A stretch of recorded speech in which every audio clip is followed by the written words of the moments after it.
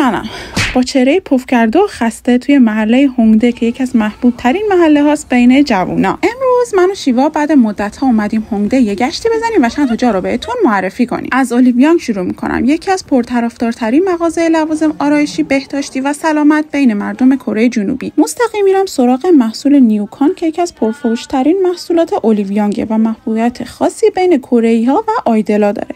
شامل 15 تا مولتی ویتامین، بیوتین و خار مریم که کمک میکنه انرژیتون رو 2 برابر کنه. من که صبح همیشه انرژی ندارم، بهترین آپشنه. جالب اینه که بالاش 2 تا قرصه که قرصا رو میخوریم، زیرش هم نوشیدنیشه.